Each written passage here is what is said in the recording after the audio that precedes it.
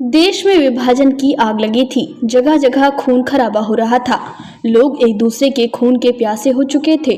डर की वजह से बड़ी संख्या में लोग मेवात से पाकिस्तान जा रहे थे। उसी दौरान एक फरिश्ता अपने साथियों के साथ बदन पर चंद कपड़े लपेटे, हाथ में लाठी लिए और चश्मा पहनकर जिले के गांव घासेड़ा में पहुंचा। घासेड़ा में उस समय पूरे इलाके से लोग पैदल या अपनी बैलगाड़ी में जाकर कुछ पल रुकते थे और फिर आगे कदम पाकिस्तान जाने के लिए बढ़ा दिया करते थे। कुछ लोग मुल्क से पाकिस्तान जा रहे थे तो कुछ पूरी तैयारी कर चुके थे। गांधी जी को जब ये खबर उसके साथियों ने दी तो लंगोटी वाला शांति का दूत लोगों के बीच जा पहुंचा। लोगों के बीच जाकर राष्ट्रपिता ने पाकिस्तान नहीं जाने के अलावा अपने मुल्क में रहने पर सुरक्षा और सम्मान, विकास की गारंटी देते हुए मेवकॉम को रीढ़ की हड्डी कहा। लोगों ने उनकी बात को माना और अपने वतन में ही रुकने का फैसला ले लिया। उसी समय से मेवकॉम मेवात क्षेत्र में शान से रहती आ रही है। आपको बता दें कि मेवों ने देश की खातिर कुर्बानियां दी हैं तो अंग्रेजों पर कांटेदार बाढ़ खुदवाई है। दिल्ली के दरवाजे तक अंग्रेज मेव कौम के डर से दिन ढलते ही बंद कर लेते थे। गांधी जी मेव कौम के लड़ाकूपन और वतन परस्ती से प्रभावित थे। इस बारे में हमने खास बातचीत की घासेड़ा गांव के 100 वर्ष के हो चुके हाजी अब्दुल मजीद से। हाजी अब्दुल मजीद उस समय जवान थे, सब कुछ जानते और समझते थे। उन्होंने बताया कि राष्ट्रपिता महात्मा गांधी ने उस समय कहा था कि मेव सच्ची पक्की कौम है, रीढ़ की हड्डी है। पर आप यहाँ पैदा हुए हैं, आपके पूर्वज यहाँ पैदा हुए हैं, आपको यहाँ से कोई भगाने वाला नहीं है। मौजूदा हालात पर जब बुजुर्ग हाजी अब्दुल मजीद ने बातचीत की तो उन्होंने कहा है कि देश में मुसलमानों को भगाने और मारने की बात इतने बड़े लोगों को नहीं करनी चाहिए। घासेड़ा गांव के युवाओं इमरान खान, ओसामा, सलीम इत्यादि ने कहा कि इस गांव के नाम के साथ राष्ट्रपिता महात्मा गांधी का नाम जुड़ा हुआ है। जितनी पहचान राष्ट्रीय अंतर्राष्ट्रीय स्तर पर गांव की होनी चाहिए थी उतनी नहीं हुई, लेकिन अब युवाओं ने गांव को विकसित एवं साफ सुथरा बनाने की ठान ली है। खास बात तो यह कि घासेड़ा गांव में अगर स्वतंत्रता सेनानी चौधरी रणवीर हुड्डा लाइब्रेरी को छोड़ दिया जाए तो कोई पहचान इस गांव में देखने को नहीं मिलती। आपको बता दें कि गांधी जी के नाम से पार्क, स्कूल, स्टेचू इत्यादि कुछ नहीं है। युवाओं ने कहा कि पूर्व सीएम भूपेंद्र सिंह हुड्डा ने घासेड़ा गांव को आदर्श गांव बनाने के अलावा 7 करोड़ रुपए से अधिक धनराशि दी थी, लेकिन उसका इस्तेमाल ठीक ढंग से नहीं हुआ। गांव की पहचान बिजली पानी किल्लत के अलावा बेरोजगारी और गंदगी तथा विकास में पिछड़ेपन के नाम से अधिक हो रही है। राष्ट्रपिता महात्मा गांधी अपने साथी मेव कौम के बड़े नेता चौधरी मरहूम यासीन खां, पूर्व सीएम हुड्डा के पिता चौधरी रणवीर सिंह हुड्डा, गनीडार, खिजर, हयात सर छोटूराम सहित कई बड़े नेता के साथ घासेड़ा गांव पहुंचे थे। उसी दिन से घासेड़ा गांव को गांधी ग्राम घासेड़ा के नाम से पहचाना जाने लगा। गांव में पार्क, स्टेडियम, कम्युनिटी सेंटर इत्यादि जैसी कोई चीज नहीं है। आबादी 30,000 से अधिक है। घासेड़ा गांव के लोगों को जो लाभ केंद्र राज्य सरकार से विकसित होने के लिए उठाना चाहिए था उसमें उनकी बड़ी चूक रही। अगर सरकार ने इस गांव को आदर्श बनाने की दिशा में कदम बढ़ाया तो ग्राम पंचायत ने सिस्टम के साथ मिली भगत करके राशि का सही इस्तेमाल नहीं किया। आपको बता दें कि दिल्ली अलवर राष्ट्रीय राजमार्ग पर जिला मुख्यालय नूह शहर से 7 किलोमीटर पहले बसे इस गांव की तरफ केंद्र राज्य सरकार अगर ध्यान दे तो इसे हकीकत में गांधी जी के सपनों से जोड़ सकती है। आप देख रहे हैं पत्रकार लियाकत अली के साथ सहयोगी दीपा कटारिया की खास रिपोर्ट।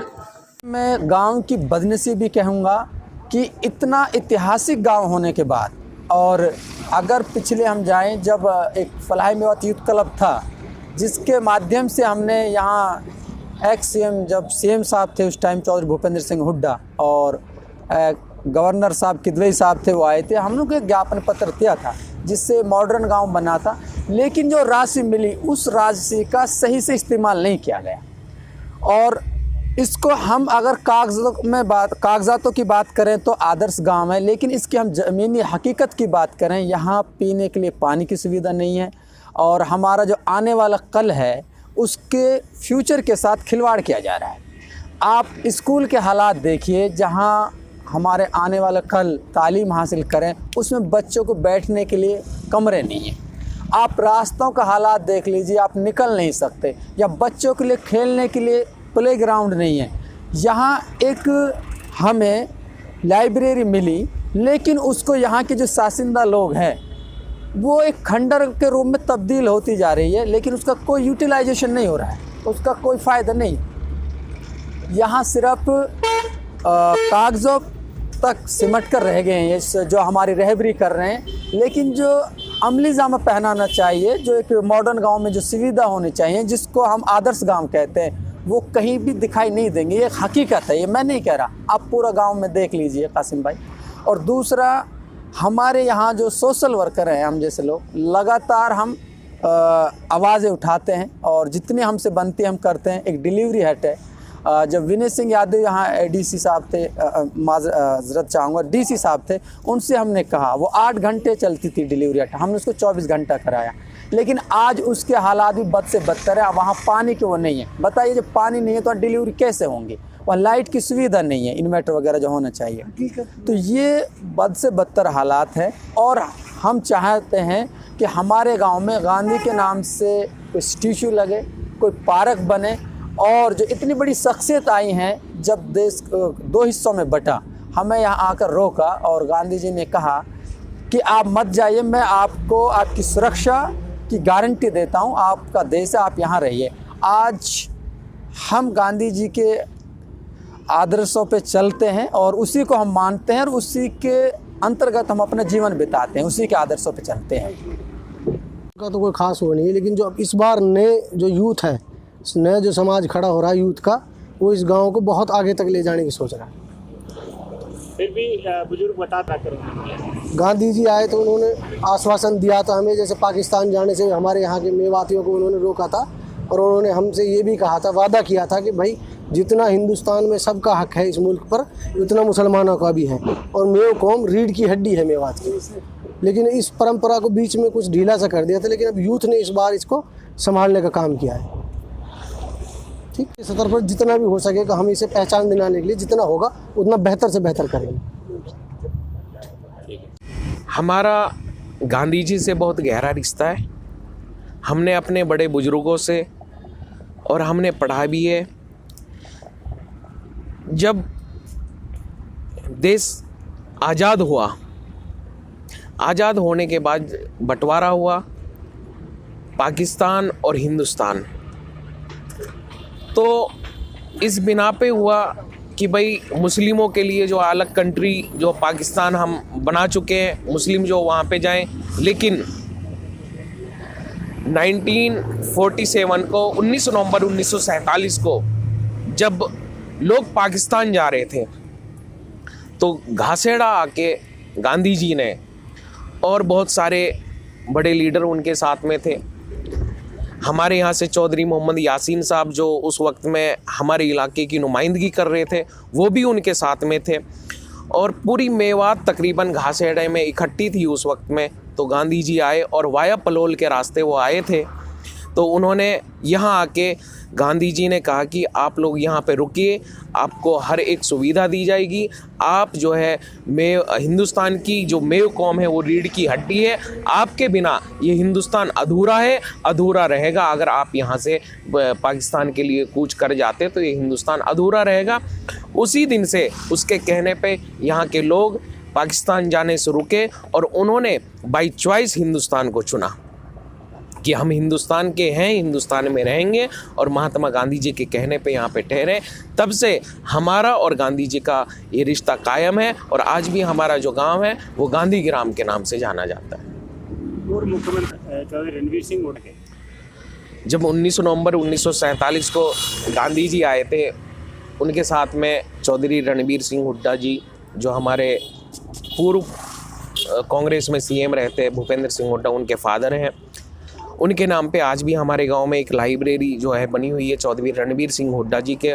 और उसी चीज़ के रिश्ते को कायम रखते हुए जब सरकार इक़्तिदार में आई थी कांग्रेस की, तो भूपेंद्र सिंह हुड्डा ने अपने फादर की और गांधी जी की यादों से जुड़े हुए गांव के लिए 2007 में जो बहुत बड़ी राशि दी, 7 करोड़ 44 लाख के समथिंग, और उसके बाद में और भी ग्रांटें वो देते रहे, इस बिना पे कि इस गांव से मेरे फादर का और गांधी जी का बहुत गहरा नाता रहा।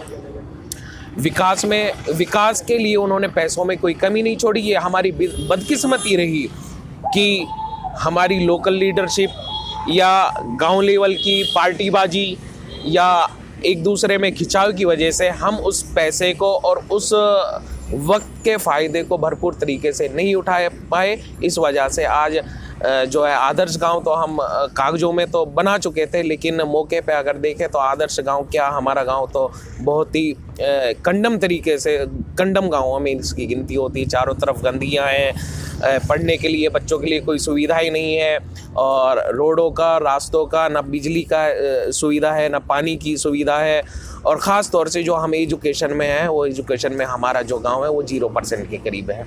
तो मैं समझता हूं कि वो जो राशि हमें दी गई थी वो सही तरीके से इस्तेमाल नहीं हो पाई थी। तो लिहाजा आगे कोशिश ये है कि हम इस तरह से अपनी नुमाइंदगी चुने लोगों की जो पढ़ा लिखा हो और सोशल सोच रखने वाला हो, सभी बिरादरी को, सभी मजहब के लोगों को साथ में लेके चलने वाला हो, तो ताकि ये लगे कि हम गांधी गांव के घासेड़ा में हम बसे हुए हैं, गांधी के बसाए हुए गांव के हम बाशिंदे।